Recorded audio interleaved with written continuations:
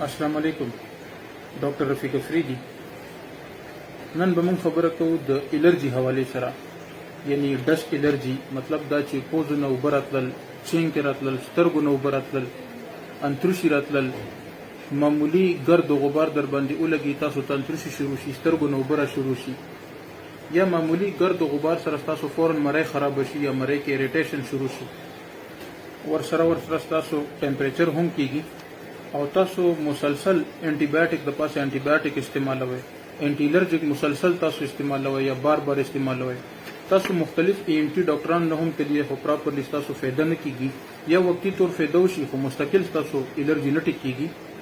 نو نن ویډیو سپیشلی د هغه پیشنټ د هغه مریضانو د لپاره چې د الرجی نه ډیر زیات پریشان دي، هغه باره کې مون خبره هم کوو، تاسو سره میډیسن هم شیر کوو، وجوهات او ټایپس اقسام هم درته ښایو. نمبر 1، فرست اف آل داسې مریضان چې هغوی ته ډسټ الرجی وي، یعنی څنګه ګرد و غبار، ګردونه وغیره لوګي ولګي او هغوی ته فورا انتروشي شروع شي، سترګو نه اوبه شروع شي، یا د هغوی تروټ انفیکشن شروع شي یا مرۍ کې درد شروع شي. مطلب دا چې چاته هم ډسټ الرجی وي، د ګرد نه الرجی وي، داسې مریضان دي. په توس 200 سکرین باندې تاسو ته نوم ښکاري، دا هومیوپیتیک میډیسن دي. په 200 طاقت کې دا تاسو سهار غرمه ماښام 3 ټیمه 3 هفته استعمال کړئ. ان شاء الله د 3 هفتو استعمال سره تاسو ته بیا ډسټ الرجی نه کیږي او دا وقتی مسله هم تاسو ټیک شي. دویم نمبر، داسې مریضان چې هغوی د ډسټ الرجی خو نشته، خو هغوی ته هر وخت ټیشنګي راځي، انتروشي راځي، چینکې آنا، انګلیش کې دې ته سنیزینګ وایي. سبډیلا 200 دا هومیوپیتیک میډیسن دی، سکرین باندې تاسو ته نوم ښکاري. دا تاسو سهار ماښام استعمال کړئ، ان شاء الله تاسو به چینکې انتروشي راتلل مستقل طور باندې ټیک شي. داسې مریضان چې د هغوی د سترګو نه اوبه راځي او هغې سره انتروشي هم وي، یوفریشیا 200 سکرین باندې تاسو ته نوم ښکاري. دا 200 طاقت کې راواخلئ او سهار غرمه ماښام 5 قطرې استعمال کړئ. ان شاء الله د یو میاشت 20 دن استعمال سره ستاسو سترګو نه اوبه، سترګو کې خارښ او چینکې دا به ورسره ټیک شي. داسې مریضان چې د هغوی په مرۍ کې اني ټایم خارښ کیږي، ایچینګ کیږي، هر وخت مرۍ خارښ کوي، ویتیا 200 سکرین باندې تاسو ته نوم ښکاري. د هومیوپیتیک میډیسن دی، دا تاسو 200 طاقت کې راواخلئ، سهار او ماښام روټۍ نه بعد یو میاشت استعمال کړئ. ان شاء الله مستقل طور باندې بس تاسو د مرۍ خارښ او الرجی ختم شي.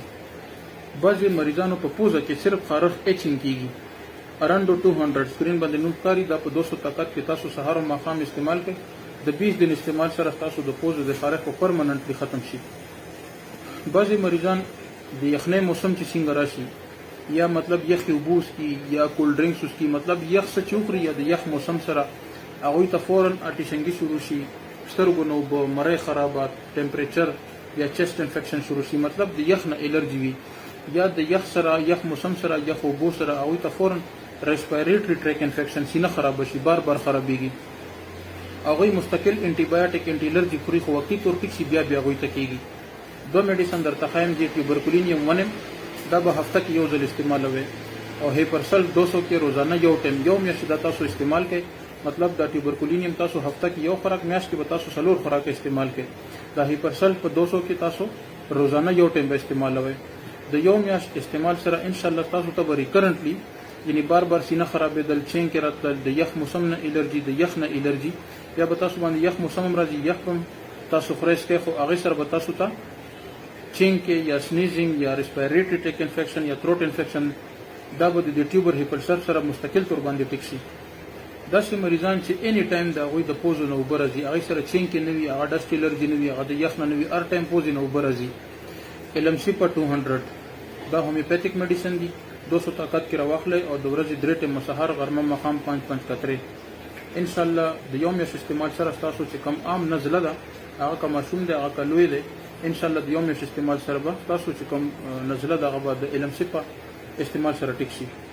د بعضې مریضانو په پوزه کې غوښه وي، یعنی نیزل پولیپ وي، ټیوکرم ویلاویرم د سکرین باندې نوم ښکاري. دا تاسو په 200 طاقت کې سهار غرمه ماښام د یو میاشت استعمال سره تاسو چې کوم نیزل پولیپ دي یا په دې کې کوم انفلیمیشن دی هغه به ټیک شي، پوزه هم ستاسو کولو شي، الرجي به هم ټیک شي.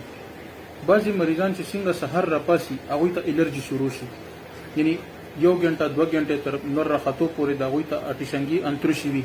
نقص ومیکا 30 دا نقص ومیکا تاسو راواخلئ، 10-15 دن تاسو استعمال کړئ. ان شاء الله چې د فرست ډے نه به تاسو ګزاره وشي، 15 دن استعمال سره تاسو به چې کوم مورنینګ کې انتروشي راځي یا چینکې راځي هغه به سره په مستقل طور باندې ټیک شي.